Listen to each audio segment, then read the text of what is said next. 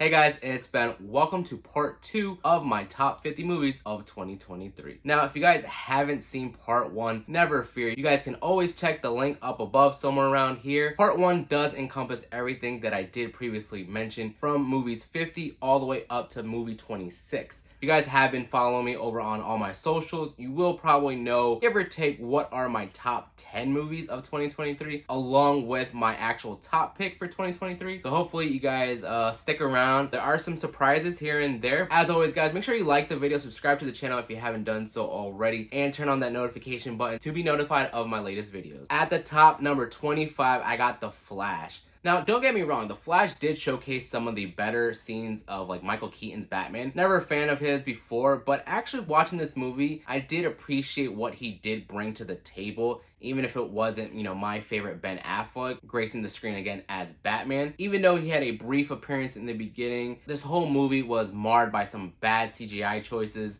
some bad story choices. Don't know why they went with Dark Flash over like a Reverse Flash. I definitely talk about this in my full-on review, so if you guys want to check that out, check somewhere up here for the card and I'll take you right to that video. I have it at number 25 because I really do believe that this was a midpoint of what a good film could have been, along with why a good film is actually bad or mid. They did have a lot of cool things. We had our first Latina Supergirl in Sasha Calle. I was blown away by her performance. I really wanted a lot more, and I am really disappointed that they actually cut out her end scene where she actually does live as opposed to what they did in the movie. So I really hope they find a way of bringing her into the Supergirl movie Woman of Tomorrow. Coming in at number 24, it's almost like a cool nod to the late great Kobe Bean Bryant. He did don number 24 over the course of his career along with number 8, but at number 24 I do got one of these holiday classics, The Grinch. It is the animated version from Universal, I believe. It's the same people that do Despicable Me and all those types of movies, and when it first came out I had no interest in the movie whatsoever, but last year for Christmas I definitely wanted to check out some other Christmas movies, to go along with my normal classics like Jingle All the Way, Home Alone 2, stuff like that, and somehow it found its way at ranking number 24. The only negative thing I want to say about this movie is the fact that it is, again, a little long for a kid's movie. I know like they try to cap it at like that 90-minute, which is like an hour and a half. I really do think they should make these kids movies a little, a little shorter, maybe at the 80-minute mark, maybe a 70-minute mark, That's not to take away the great story of this Grinch movie. That's why it sits at number 24. Number 23 goes out to one of the standout hits for myself on Netflix. This one was titled Reptile. Now this one stars Benicio del Toro along with Justin Timberlake, and I know Justin Timberlake really doesn't do really good in his movie acting roles. There are some of his movies that I do actually enjoy watching. He just happens to be in this one as well. I'm a big fan of like criminal crime thriller type movies, and this one actually lived up to its potential. Now this one I would actually highly recommend, and this is where my rankings really get into a personal preference, because all my movies from number 24 and on are actual movies that I would recommend you guys do checking out if you haven't seen them so far. Now at number 22, I do got one of my favorite DC animated films of the year. This one is titled Batman: The Doom That Came to Gotham. This almost feels like a sequel to one of DC's other Elseworld films, which was titled Gotham by Gaslight. This one follows a similar setting in the 1900s. Now this DC animated film showcases a different, darker aspect to the supernatural elements of the DC universe. What really bothers me about this movie is unrelated to the movie itself, but it's the fact that DC and Warner Brothers don't know how to, breathe this type of life in their live action projects. We have an abundant amount of great DC animated films, and this story was one of those great stories. They can still get the same actor to play Batman and just put him in one of these 1900 settings. I think it would be a phenomenal film. I would really love to see DC Studios tackle, an Elseworld story like this. I know we have the Batman of the DCU, but I would really love them to, get Robert Pattinson to play this type of Batman in the 1900s and just not have it connect to the extended universe. Just tell a one-off story and move on to the next one. Now, Disney Studios' Wish comes in at number 21 for me. This one was a big hit with my kiddo. For what it was worth, this movie actually is very enjoyable. At my first viewing, I didn't really like that this movie wasn't what I thought it was going to be. movie, and that's why my ranking kind of shifted after knowing what the movie was supposed to do and what it actually accomplished. Now, for those of you that don't know, Wish follows the culmination for 100 years of magic, and so the movie itself encompasses almost every single character within that 100 years. You do have little bits and pieces here and there, showcasing like Pocahontas, Mulan, Moana, Encanto. There were some direct,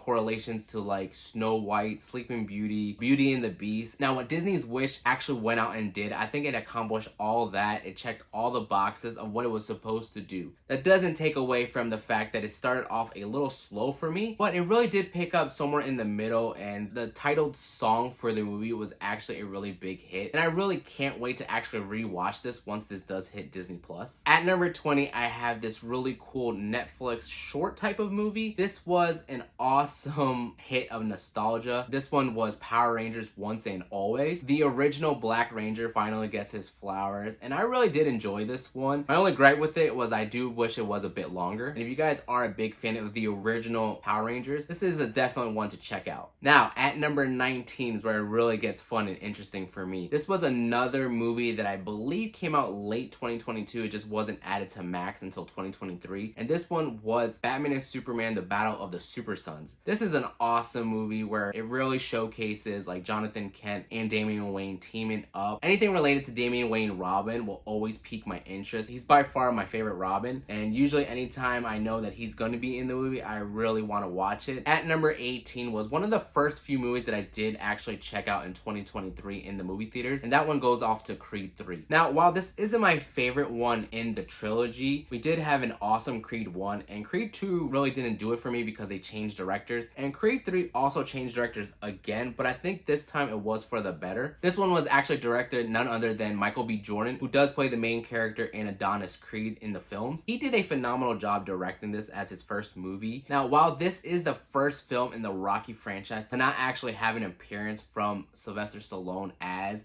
Rocky, the movie does lack in some areas because he's not in it, but I think Michael B. Jordan and Jonathan Majors and Tessa Thompson, I think those three characters really elevated the weak spots of not having Sylvester Stallone in this one, and this one is still an enjoyable movie for me. I'll also throw in a shout out to the Variety YouTube Directors on Directors with Michael B. Jordan and Ben Affleck. If you guys haven't seen it, make sure you guys go check that out next. At number 17, we got another film from 2022. This one is The Woman King. This movie wouldn't exist without Black Panther coming out in 2018, so I'm really excited to see a lot of new movies and new stories. This was definitely a heavy story, and it was a very interesting one at that, and I think the director did a phenomenal job of putting all these strong women on screen, and if you guys haven't checked it out, go check it out. At number 16, I got this surprise Netflix movie. It was called They Clone Tyrone. This actually stars Jamie Foxx along with John Boyega and Tiana Parrish, who does play Monica Rambeau in the Marvel Universe. The three of them are one of the best trios to come out in 2023. This was actually a really cool, different comedy movie, and this one was really funny. At number 15, I'm giving the nod to Disney Pixar's Elemental. Now, I know this film had a rough start at the box office, and it started picking up its legs later on. The problem was it came out in a crowded summer. This one came out the same weekend as The Flash, and so during that whole 2 weeks, I really was just all invested in doing some reviews for The Flash and watching The Flash and talking about the DC universe. I really do regret not watching this in theaters because it was one of my favorite animated movies of 2023, and it actually would have been my favorite and top choice of 2023 had it not been for another animated movie. Coming in at number 14 is A Good Person. I can't say enough about Zach Braff's directing skills. Florence Pugh plays phenomenal in this film, and you know it's always a good time when you got God himself, Morgan Freeman, in the movie. Not to be superstitious at 13, but I do got Barbie. This really was the FOMO event of the year, with Barbie and Oppenheimer coming out at the exact same time. Unfortunately for Barbie, I really did want to watch Oppenheimer over it. I was never actually intending to watch both movies in the same weekend. Now, while Barbie was fun, entertaining, and enjoyable, I feel like the next 12 movies really sum up my taste and love of movies. At number 12, I got Gran Turismo. Now, this one is based off like the PlayStation video games, but they also threw in that it is based off of a true story. This one is a really like feel-good family type of movie. I gotta say, it really touched some strings to close out the year. Now I know video game movies usually don't do so well, but this one actually was a surprise. It really does rival some other racing type movies. With that being said though, at number 11 I got Fast 10. Now I know a lot of people really don't like these type of movies, and you know, it's had its negative criticism about how it started off as a racing movie. However, if you guys do follow the story of the Fast saga, each movie really does build upon the next. Now Fast 10 does some really cool twists and turns, and now you're starting to really suspect like a lot of different cameos in the movie, and this one holds no punches. Fast 10 went out and actually brought back Dwayne "The Rock" Johnson to come back. I really gotta tip my hat towards Vin Diesel and The Rock, you know, to squashing their beef and coming back together. Now the other really cool surprise cameo that I haven't really talked about throughout the whole year was actually bringing back Gal Gadot's character from the Fast movies. Now I'm really interested to see how they really bring it all together and close out this franchise. Alright guys, here we go. Top 10 movies of 2023. Now coming in at number 10 is Rebel Moon Part 1, A Child of Fire. This is a Zack Snyder movie, and this was what was supposed to be his iteration of Star Wars. He did have a pitch to Star Wars at one point in his career. I believe Disney and Lucasfilms weren't ready to really dive into other characters that didn't revolve around the Skywalkers. Even though I really thoroughly enjoyed this movie, it's not to take away that Netflix actually didn't release Zack Snyder's director's cut of this film. Now I believe the director's cut of Rebel Moon is coming out sometime in the summer, and that is why this film sits at number 10, because I really wanted more and I really felt like there were some pieces that were missing, but I really did enjoy this film from Zack Snyder. My favorite characters of Rebel Moon were Nemesis, Korra, and Darian Bloodaxe. I can't wait for part 2 in April. Number 9 wasn't so much a surprise to me, but it does go out to Hunger Games: The Ballad of Songbirds and Snakes. Now that is a long title to always repeat,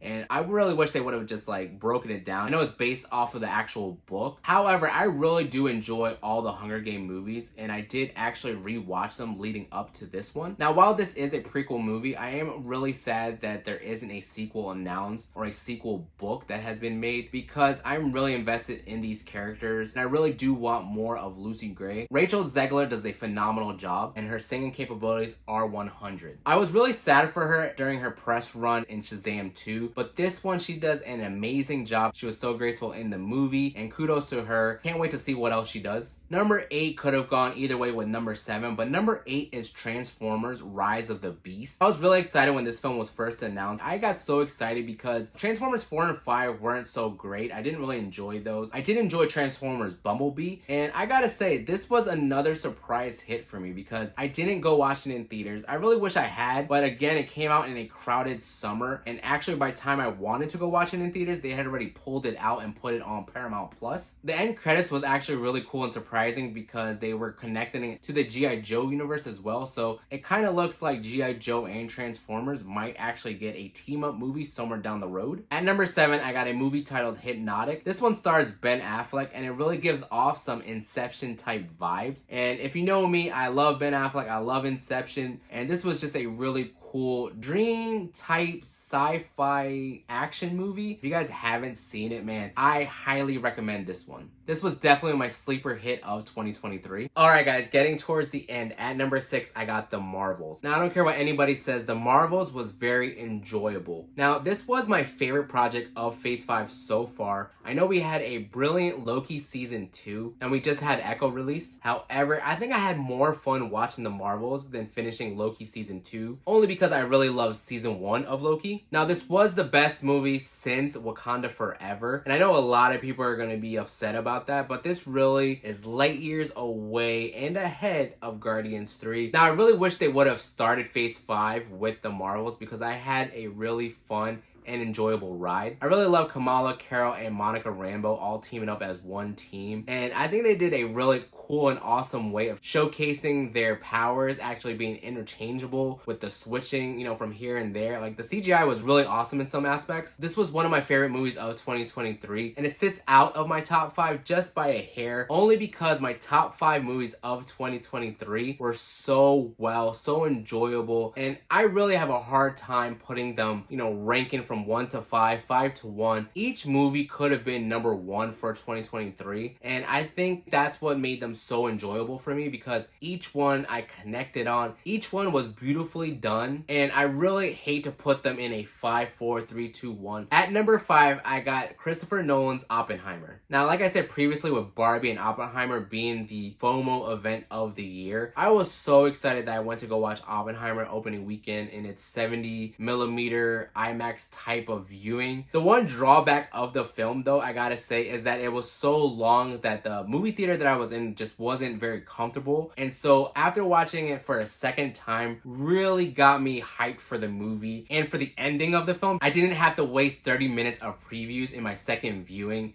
And I really do enjoy 3-hour movies. I really do believe that they are like the pinnacle for me in movie watching. All I gotta say with Oppenheimer is Christopher Nolan doesn't miss, and Warner Brothers owes this man an apology. Tenet was awesome when it came out. I know a lot of people didn't really like it or were really confused about that film. Now, Oppenheimer really blew the box office wide open with this one. Christopher Nolan almost had another billion-dollar movie on his hands, and I really do believe that this film was one of the better, well-made films of the year, and it could have easily been my top choice had it not been for some other really awesome movies. At number 4, I got Air. This was another beautifully well-directed movie by Ben Affleck. Now, I know he doesn't really play too big of a part in the movie. He plays more of the boss to one of the other characters in the film, but I think this movie was awesome. I really love Michael Jordan basketball, Jordan sneakers, and I know Michael Jordan wasn't a big presence in this film, and it really revolved around the making of the first Air Jordan shoe. And I gotta say, Matt Damon, Viola Davis, Ben Affleck played amazing in this film, and it was really my favorite film of the entire year for so long, up until the summer. This was another strong contender of movie of the year. At number 3, it's gotta be my biggest surprise of the year, and it was a Netflix movie. It was titled Leave the World Behind. Now, Leave the World Behind has drawn a lot of criticism from a lot of different folks. There was a lot of people that I know that didn't really get the movie or didn't enjoy the movie, and I think what Leave the World Behind did was really sum up what happens in an end of the world type of film, where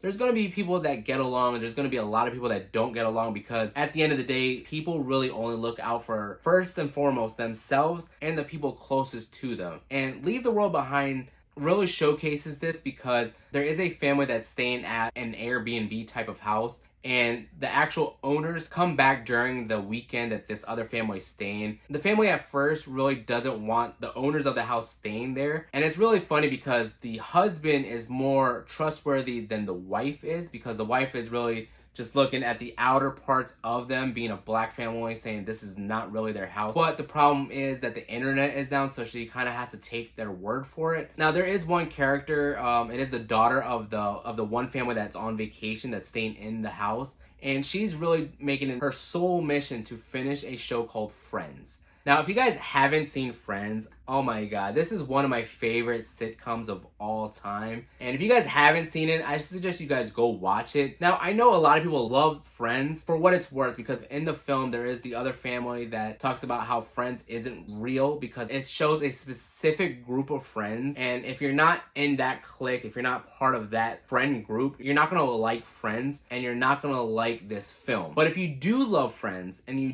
do like the sitcom of what Friends was and what it represented, you'll definitely really love how this movie ended, kind of like on a cliffhanger, because it ends with the little girl actually finally being able to watch the final episode of Friends. And honestly, throughout the movie, you can really tell that that's all she cares about, because she is in that weird, 10 to 15 age group where really your world revolves around the stuff that you watch. And I think the people that don't get it are the ones that don't really have that connection with movies, sitcoms, hobbies for that matter. I think that's where the disconnect comes from this film. For me personally, I love Friends, and I love the actors that were in this film, which was Ethan Hawke and Mahershala Ali. They were the main reasons why I wanted to check this film out. I had no idea that it was going to connect to Friends so much, because it is one of my favorite sitcoms, and that's why I think this film really sits there at my top 3 of 2023. I've gone back and forth of whether I wanted to make number 2, and number 1, number 1. And I really want to take what happened while watching the movie, going through the movie, before before the movie came out and after the movie came out, I gotta say number 2 goes out to Spider-Man Across the Spider-Verse. Now, Into the Spider-Verse was so amazing, so epic, so well done that I really didn't think that number 2 was going to outpace it, and it shot for the moon and beyond. What Into the Spider-Verse did was establish Miles Morales as Spider-Man, as he is in the comics, and they told a really good story for Miles in that one. But in the second one, they gotta juggle giving Gwen more of the spotlight. They gotta give Miles more of a spotlight again, and also showcasing the beautiful world of the Spider-Verse. They have so many awesome characters. I honestly can't praise this film enough. There's a character for everybody. I know a lot of people still